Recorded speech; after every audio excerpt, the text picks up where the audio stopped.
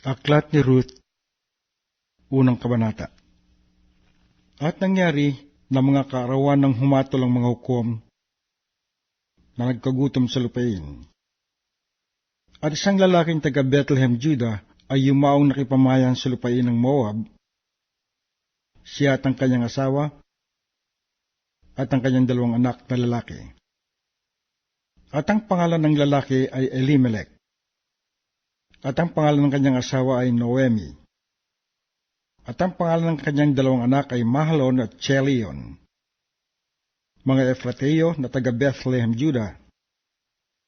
At sila'y napuroon sa lupain ng Moab at nanirahan doon. At si Elimelech na asawa ni Noemi ay namatay, at siya'y naiiwan at ang kanyang 2 anak. At sila'y nagsipag-asawa sa mga babae sa Moab. Ang pangalan ng isa ay Orpha, at ang pangalan ng isa ay Ruth. At sila'y tumahan doon na may 10 taon. At namatay kapwa si Mahlon at si Chelion.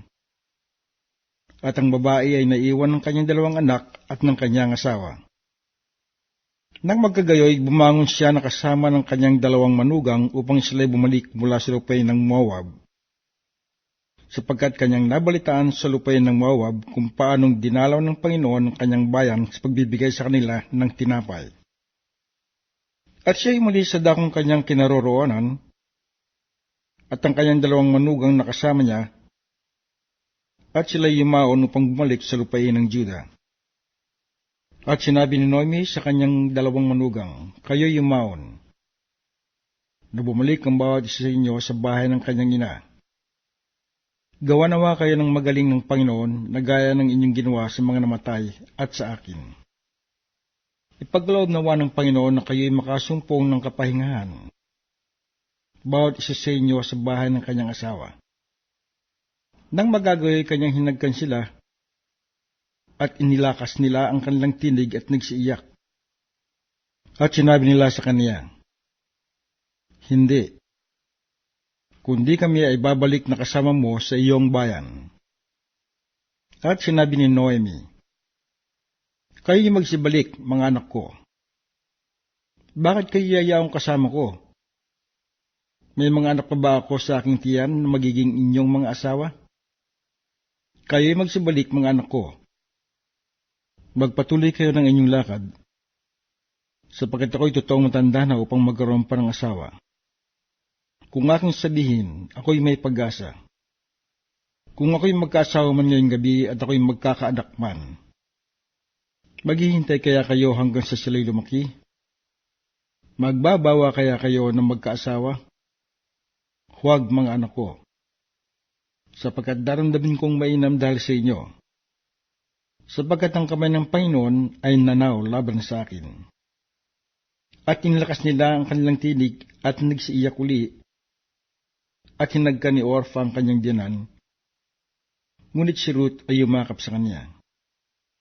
At sinabi niya, "Narito, ang iyong hipag ay bumalik na sa kanyang bayan at sa kanyang Diyos. Bumalik kang sumunod sa iyong hipag." At sinabi ni Ruth, "Huwag mo ipamanhik na kita'y iwan at bumalik ng humiwalay sa iyo, sapagkat kung saan ka pumaroon ay paroroon ako, at kung saan ka tumigil ay titigil ako. Ang iyong bayan ay magiging aking bayan, at ang iyong Diyos ay aking Diyos.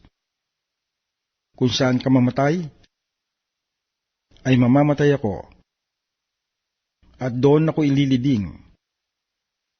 Hatulan ako ng Panginoon at lalo na, maliban ang kamatayan ng maghiwalay sa iyo at sa akin." At nang makita ni Noemi na mapilit ng pagsama sa kanya, ay tumigil ng pagsasalita sa kanya. Sa gayoy yumaon silang 2 hanggang sa sila'y dumating sa Bethlehem. At nangyari nang sila'y dumating sa Bethlehem na ang buong bayan ay napataka sa kanila, at sinabi ng mga babae, "Ito ba'y si Noemi?" At sinabi niya sa kanila, "Huwag na niyo akong tawagin Noemi. Tawagin ninyo akong Mara, sapagkat ginawan ako ng kapait-pait na ng makapangyarihan sa lahat. Ako'y umalis na puno, at ako'y iniwi ng Panginoon na walang dala. Bakit niyo ako tinatawag na Noemi? Yamang ang Panginoon ay nagpatotoo laban sa akin, at dinalamhati ako ng mga kapangyarihan sa lahat. Sa gayon nagsibalik si Noemi at si Ruth, na Moabita na kanyang manugang nakasama niya, na nagsibalik mula sa lupain ng Moab at sila'y nagsidating sa Bethlehem sa pasimula ng pag-aani ng Sebada. Ruth, 2 kabanata. At si Noemi ay may kamag-anak ng kanyang asawa, isang mayamang makapangyarihan sa angkan ni Elimelech, at ang pangalan niya ay Boaz. At sinabi ni Ruth na Moabita kay Noemi, paparoonin mo ako ngayon sa bukid, at mamulot ng mga uhay sa likuran niya ang aking kasumpungan ng biyaya sa paningin. At sinabi niya sa kanya, yumaon ka, anak ko. At siya yumaon at naparon, at namulot sa bukid sa likuran ng mga ani. At nagkataong dumating sa bahagi ng lupa na naukol kay Boaz, na sa angkan ni Elimelech. At narito, si Boaz ay nanggaling sa Bethlehem at nagsabi sa mga ani, ang Panginoon ay sumainyo nawa. At sila'y sumagot sa kanya, pagpalaan ka nawa ng Panginoon. Nang magkagayoy, sinabi ni Boaz sa kanyang lingkod na kanyang katiwala sa mga ani, sinong babae ito? At ang lingkod na katiwala sa mga ani ay sumagot at nagsabi, siya ay babaeng Moabita na bumalik na kasama ni Noemi na mula sa lupain ng Moab. At kanya sinabi, isinasamo ko sa iyong pamulutin mo ko, at papagtipunin sa likuran ng mga ani sa gitna ng mga bigkis. Sa gayon naparoon siya at nagpatuloy sa makatidbagay mula sa umaga hanggang ngayon, liban sa siya nagpahingang sandali sa bahay. Nang magkagayoy, sinabi ni Boaz kay Ruth, di mo ba naririnigan ako? Huwag kang mamulot sa ibang bukid o lumagpas man dito, kundi manahan ka ritong malapit sa piling ng aking mga alilang babae. Itanaw mo ang iyong mga mata sa bukid na kanilang inaanihan, at sumunod ka sa kanila. Di ba'y biniling ko sa mga bataan na huwag kanilang gagalawin? At pagka ikaw ay nauuhaw, pumurong ka sa mga banga, at minom ka sa inigib ng mga bataan. Nang magkagayoy, nagpatira pa siya at yumukod sa lupa at nagsabi sa kaniya, bakit ako nakasumpo ng biyaya sa iyong paningin na nilingap mo ako? Danga ako'y taga-ibang lupa. At si Boaz ay sumagot at nagsabi sa kanya, ipinatalasta sa akin ang buong iyong ginawa sa iyong biyanan mula sa pagkamatay ng iyong asawa, at kung paanong iyong iniwan ng iyong ama at iyong ina, at ang lupang ipinangnakan sa iyo, at ikaw ay naparito sa bayan na hindi mo kinakilala ng una. Gantihin nawa ng Panginoon ang iyong gawa, at bigyan ka nawa ng lubos na gantimpala ng Panginoon ng Diyos ng Israel, sa ilalim ng mga pakpak niya ang iyong kakanlungan. Nang magkagayoy, kanyang sinabi, makasumpong nawa ako ng biyaya sa iyong paningin, Panginoon ko. Sapagkat ako'y iyong inaliw, at sapagkat may kagandahang loob na pinagsalitaan mo ang iyong lingkod, bagaman ako'y hindi gaya ng isa sa iyong mga alila. At sa pagkain ay sinabi ni Boaz sa kanya, parito ka, at kumain ka ng tinapay, at basain mo ang iyong subo sa suka. At siya mo po sa siping ng mga ani, at iniabot niya sa kanya ang sinangag na trigo, at siya ay kumain at nabusog, at lumabis.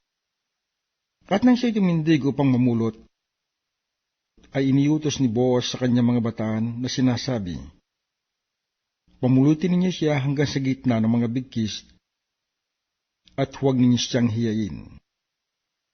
At ihugot din ninyo siya ng ilan sa mga bigkis, at iwan ninyo at pamulutin siya, at huwag ninyong hiyain siya. Sa gayon namulit siya sa bukid hanggang sa paglubog ng araw. at kanyang hinampas yung kanyang napamulot at may isang epa ng sebada. At kanyang dinala at pumasok sa bayan at nakita ng kanyang biyanan ang kanyang napamulot. At kanyang inilabas at ibinigay sa kanya ang lumabis sa kanya pagkatapos na siya nabusog. At sinabi ng kanyang biyanan sa kanya, "Saan ka namulot ngayon at saan ka gumawa? Pagpalain nawa iyong lumingap sa iyo." At itinuro niya sa kanyang biyanan kung panino siya gumawa at sinabi, "Ang pangalan ng lalaki na aking ginawan ngayon ay Boaz." At sinabi ni Naomi sa kanyang manugang, "Pagpalain nawa siya ng Panginoon na hindi ikinait ang kanyang kagandahang loob sa mga buhay at sa mga patay."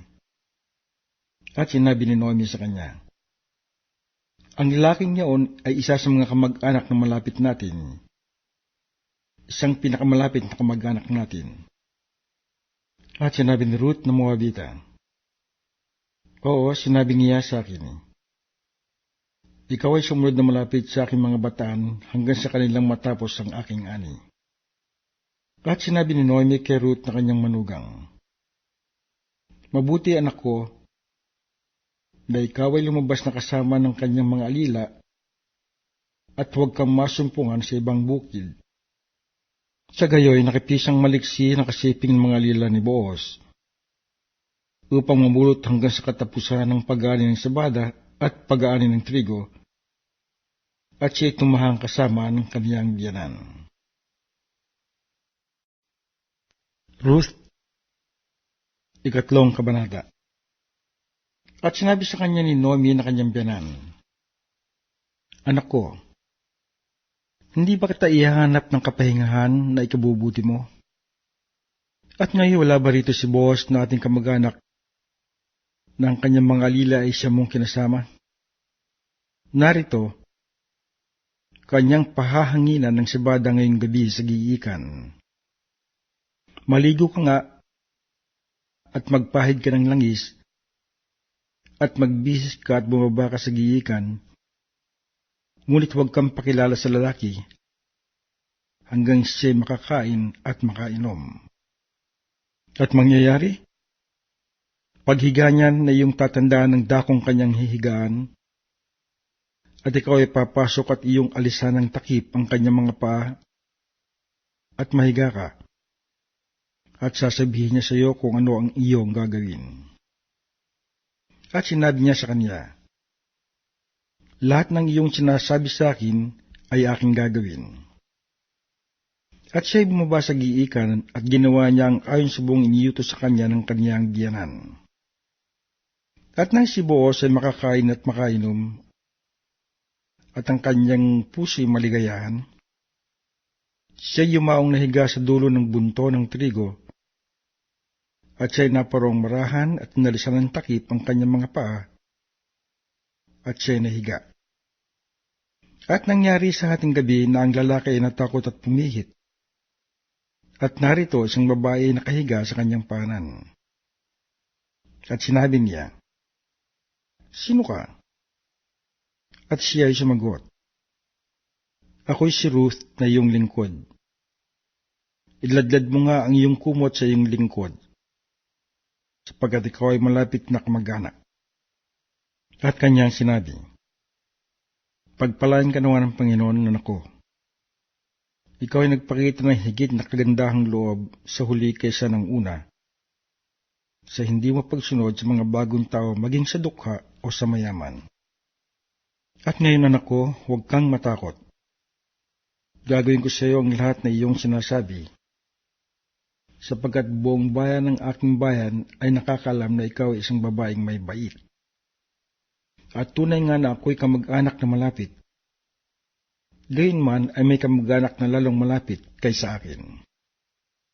Maghinday ka ngayong gabi at mangyayari sa akin ang bagahan, na kung kanyang tutuparin sa iyo ang bahagi ng pagkakamag-anak, ay mabuti. Gawin niya ang bahagi ng pagkakamag-anak. Ngunit kung di niya gagawin ang bahagi ng pagkakamag-anak sa iyo, ay gagawin ko nga ang bahagi ng pagkakamag-anak sa iyo. Kung paano ang Panginoon ay nabubuhay, mahiga ka nga hanggang kinaumagahan. At siya nahiga sa kanyang paanan hanggang kinaumagahan. At siya'y bumangon umaga bago magkakilala ang isa't isa. Sapagkat kanyang sinabi, huwag maalaman na ang babae ay naparoon sa giikan. At kanyang sinabi, dalhin mo rito ang balabal na nasa ibabaw mo at hawakan. At hinawakan niya. At siya tumakal ng 6 na takal na sebada at isinunong sa kanya at siya ay pumasok sa bayan. At nang siya pumaroon sa kanyang biyanan, ay sinabi niya, ano nga anak ko? At isinaysay niya sa kanya ang lahat na ginawa sa kanya ng lalaki. At sinabi niya, ang 6 na takal ng sebadang ito ay ibinigay niya sa akin sapagkat kanyang sinabi, huwag kang pumarong walang dala sa iyong biyanan. Nang magkagayo sinabi niya, maupo kang tahimik anak ko, hanggang sa iyong malaman kung paanong kararatnan ng bagay. Sapagkat ang lalaking iyon ay hindi magpapahinga hanggang sa kanyang matapos ang bagay sa araw na ito. Ruth, 4 na kabanata. Si Boaz ngay sumampa sa pintuang bayan at naupo siya roon. At narito, ang malapit na kamag-anak na sinalita ni Boaz ay nagdaan sa lalaking niya o sinabi niya, oy, Kwan, lumiko ka, maupo ka rito. At siya'y lumiko at naupo. At siya'y kumuha ng 10 lalaki sa mga matanda sa bayan at sinabi, maupo kayo rito. At sila'y naupo. At sinabi niya sa malapit na kamag-anak, pinagbibili ni Naomi na bumalik na galing sa lupain ng Moab ang bahagi ng lupa na naging sa ating kapatid na kay Elimelech. At aking inisip na ipahayag sa iyo na sabihin, bilhin mo sa harap nilang nakaupo rito at sa harap ng mga matanda ng aking bayan. Kung iyong tutubusin, ay tubusin mo. Ngunit kung hindi mo tutubusin, ay saysayin mo nga, upang matalastas ko. Sapagkat wala nang tutubos na iba paliban sa iyo, at ako ang sumusunod sa iyo. At sinabi niya, aking tutubusin. Na magkagayoy sinabi ni Boaz, anumang araw na iyong bilhin ng parang sa kamay ni Naomi, ay marapat na iyong bilhin din ang kay Ruth na Moabita, na asawa ng namatay, upang ibangon ang pangalan ng namatay sa kanyang mana. At sinabi ng malapit na kamag-anak, hindi ko matutubos sa ganang akin. Baka masira ang aking sariling mana. Iyon ang aking matuwid ng pagtubos, sapagkat hindi ko matutubos. Ito nga ang kaugalian ng unang panahon sa Israel tungkol sa pagtubos at tungkol sa pagpapalit, upang patutuhanan ang lahat ng mga bagay. Hinuhubad ng isa ang kanyang pangyapak, at binibigay sa kanyang kapwa, at ito ang paraan ng pagpapatutuo sa Israel. Sa gayoy, sinabi ng malapit na kamag-anak kay Boaz, bilhin mo sa ganang iyo, at hinubad niya ang kanyang pangyapak. At sinabi ni Boaz sa mga matanda at sa buong bayan, kayo'y mga saksi sa araw na ito, na aking binili ang lahat ng kay Elimelech, at lahat na kay Chelion, at kay Mahlon sa kamay ni Naomi. Bukod dito ay si Ruth na Moabita na asawa ni Mahlon ay aking binili na maging aking asawa upang ibangon ang pangalan ng namatay sa kanyang mana, upang ang pangalan ng namatay ay huwag mahiwalay sa gitna ng kanyang mga kapatid at sa pintuang bayan ng kanyang dako. Kayo'y mga saksi sa araw na ito. At ang buong bayan na nasa pintuang bayan at ang mga matanda ay nagsabi, kami ay mga saksi. Gawin ng Panginoon ang babae na pumapasok sa iyong bahay na gaya ni Rachel at gaya ni Leah, na silang dalawa ang nagtatag ng sangbahayan ni Israel. At maging makapangyarihan ka sa Ephrata at maging bantog sa Bethlehem. At ang iyong sambahayan ay maging gaya ng sambahayan ni Phares na ipinanganak ni Tamar kay Judah sa binhi na ibibigay ng Panginoon sa iyo sa batang babaeng ito. Sa gayoy kinuha ni Boaz si Ruth at siya naging kanyang asawa at siya sumiting sa kanya at ipinagpaglihi ng Panginoon at siya nanganak ng isang lalaki. At sinabi ng mga babae kay Noemi, pagpalain ka nawa ng Panginoon na hindi ka biniyaan sa araw na ito na mawala ng isang malapit na kamag-anak at maging bantog nawa ang kanyang pangalan sa Israel.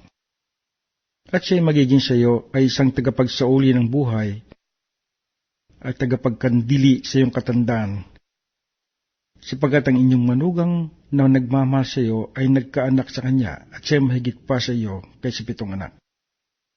At kinuha ni Noemi ang bata at inihilig sa kanyang kandungan at siya naging yaya. At nilagyan ng pangalan ng mga babaeng kanyang kapitbahay na sinasabi, may isang lalaki na ipinanganak kay Noemi at tinawag nila ang pangalan niya na Obed. Siya ang ama ni Isay na ama ni David. Ito ang mga lahi ni Phares. Naging anak ni Phares si Hezron. At naging anak ni Hezron si Ram. At naging anak ni Ram si Aminadab. At naging anak ni Aminadab si Nahason. At naging anak ni Nahason si Salmon. At naging anak ni Salmon si Boaz. At naging anak ni Boaz si Obed. At naging anak ni Obed si Isay. At naging anak ni Isay si David.